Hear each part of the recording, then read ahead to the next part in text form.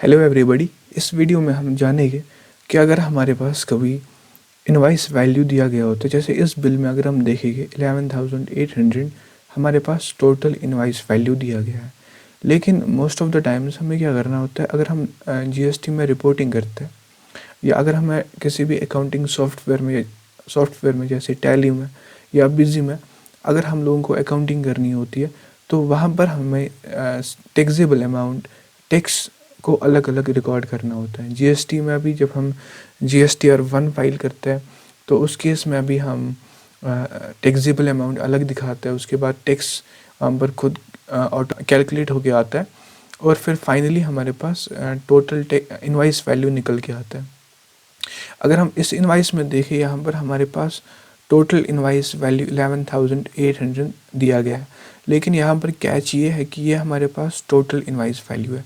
हमें हमें पहले टैक्सेबल वैल्यू निकालना पड़ेगा, उसके बाद टैक्स भी निकालना पड़ेगा। और यहाँ पर दिया गया है कि नोट यहाँ पर लिखा है कि ये जो अमाउंट है इसके अंदर 18% का जीएसटी पहले से ही इंक्लूडेड है। तो हमें टैक्सेबल वैल्यू निकालने के लिए हम लोगों को सबसे पहले कुछ चीज़ें हमें पहले जान लेनी ज़रूरी है। सबसे पहले जो हमारे पास ये जो अमाउंट दिया गया है 11,800, ये हमारे पास इनवाइस वैल्यू है।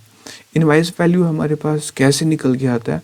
सबसे पहले हमारे पास टैक्सेबल वैल्यू होता है, जो एग्जाम्पल के लिए एक्स होता है, और एक्स को जब हम उसको मल्टीप्लाई करते हैं, हमारे पास कितना टैक्स है यहाँ पर इन दिस केस जो 18% है। जब हम टैक्सेबल को 18% प्लस करेंगे तो हमारे पास इनवाइस वैल्यू निकल के आता है। तो यहाँ पर अगर हम देखें, यहाँ पर हमारे पास प्रॉब्लम ये है कि हमारे पास टोटल इनवाइस वैल्यू दिया गया है। टोटल इनवाइस वैल्यू मतलब पूरे बिल का वैल्यू। हमें सबसे पहले यहाँ पर इन दो चीज़ों को निकालना पड़ेगा। वो कैसे निकालेंगे हम एक सिंपली एक फॉर्मूला से निकालेंगे। फॉर्मूला हमारे पास क्या रहने वाली है? फॉर्मूला हमारे पास सिंपली है rate divide by 100 plus rate. Simple सी फॉर्मूला है। जो भी हमारे पास यहाँ पर रेट है, रेट यहाँ पर 18% है। 18% को जब हम डिवाइड करेंगे 100 से और प्लस करेंगे 1, ये हमारे पास क्या आएगा? 18 डिवाइड बाई 100 0.18 होता है। जब हम उसको प्लस 1 करेंगे तो ये यहाँ पर हमारे पास 1.18 आएगा।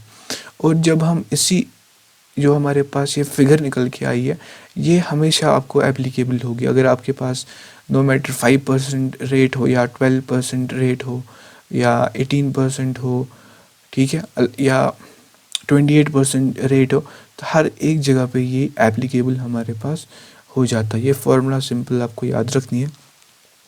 और जब हम ये फार्मूला करेंगे, इसके बाद ये जो फिगर हमारे पास निकल के आई है, इसको हम सिंपली अपने टोटल इनवाइस वैल्यू से डिवाइड करेंगे। हमारे पास 11,800 है।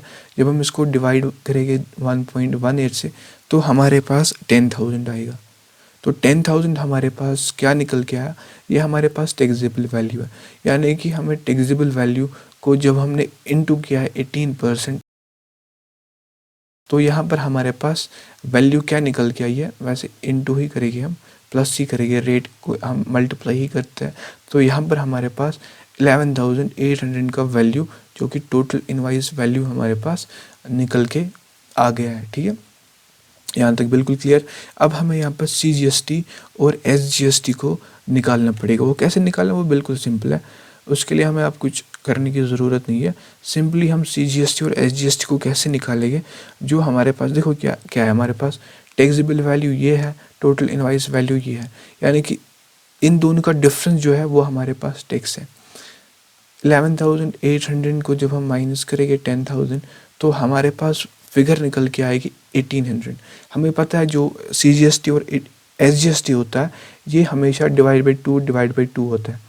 अगर CGST जो होता है, जो टोटल टैक्स होता है, हमें वो डिस्ट्रीब्यूट करना होता है CGST और SGST में। हमारे पास CGST टोटल अमाउंट कितना है? 1,800।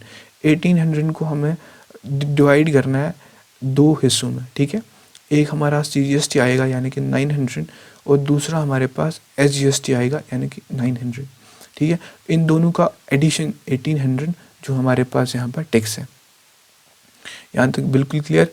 ठीक है, आगे बढ़ते हैं। तो सिंपली जब हम क्या करते हैं, जब हम टैक्सेबल वैल्यू जो कि हमारे पास 10,000 है, जब हमने उसको ऐड किया CGST और SGST, तो हमारे पास क्या निकल के आया, हमारे पास टोटल इनवाइस वैल्यू निकल के आया, जो यहाँ पर हमारे पास पहले भी शो कर रहा था। अब ईज़िली जब हम GST की रिपोर्टिंग करेंगे या जब हम अपने अकाउंटिंग सॉफ्टवेयर में इस चीज़ की एंट्री करेंगे, तो हम टैक्सेबल अमाउंट लेंगे और उसके बाद हम रेट से मल्टीप्लाई करेंगे, तो ईज़िली हमारे पास ये इनवाइस वैल्यू निकल के आ जाएगा।